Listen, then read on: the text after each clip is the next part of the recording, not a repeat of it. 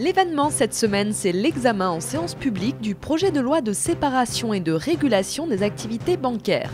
Mais tout de suite, retour sur les actualités de la semaine au Sénat.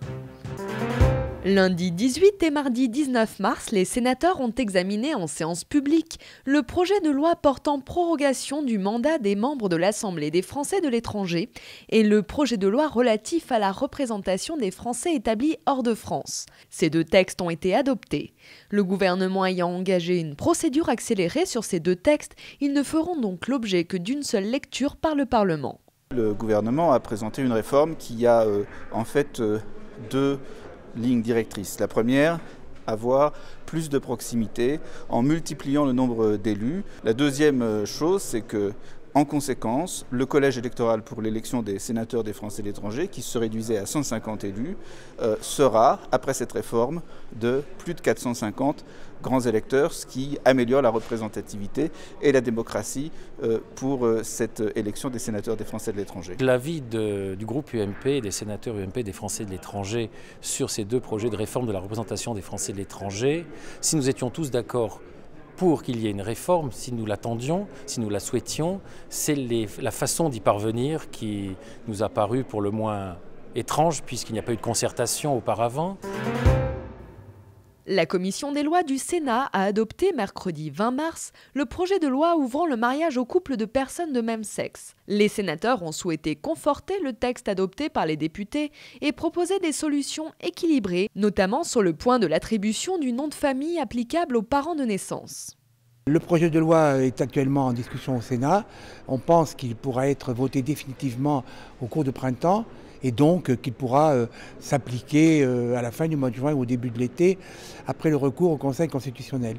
Donc la Commission a approuvé le texte et j'espère qu'en séance, le Sénat approuvera également ce texte de loi. Nous partons dans ce débat sur ce projet de loi pour le mariage et l'adoption avec deux idées en tête. La première idée, c'est qu'il est nécessaire tout de même d'avoir une évolution et c'est la raison pour laquelle nous défendrons l'union civile. Et le deuxième élément, nous estimons qu'il faudra revoir à un moment donné la totalité de l'adoption parce que ce système est devenu complètement obsolète. En d'autres termes, nous sommes ouverts, mais nous sommes également, tout en étant ouverts, limités à ce que nous ne voulons pas que l'on touche au mariage. Mercredi 20 mars, en séance publique, les sénateurs ont entamé l'examen du projet de loi, adopté par l'Assemblée nationale, de séparation et régulation des activités bancaires. Le texte vise à séparer les activités utiles à l'investissement et l'emploi des activités spéculatives menées pour leur propre compte. J'ai présenté une cinquantaine d'amendements qui ont été tous ou presque tous adoptés par la Commission.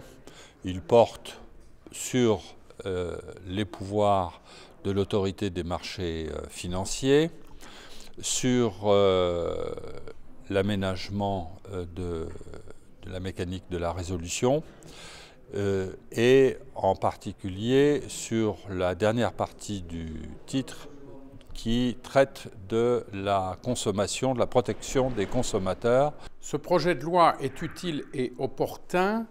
Il tire les conséquences des crises financières et du mouvement de normalisation qui se poursuit à l'échelle de l'Union européenne.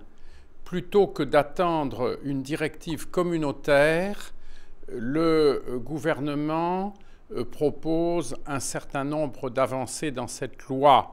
J'ai une opinion globalement positive sur ce texte. Jeudi 21 mars, Catherine Morin-Desailly a présenté à la presse son rapport d'information adopté par la Commission des affaires européennes sur la gouvernance numérique à l'échelle européenne.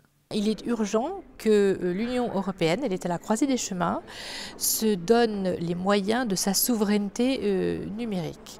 Nous ne sommes pas assez incisifs pour promouvoir et défendre notre industrie européenne, pour pouvoir accompagner aussi nos entreprises à cette mutation et à ce qu'elles soient sur les marchés qui désormais passent par le net.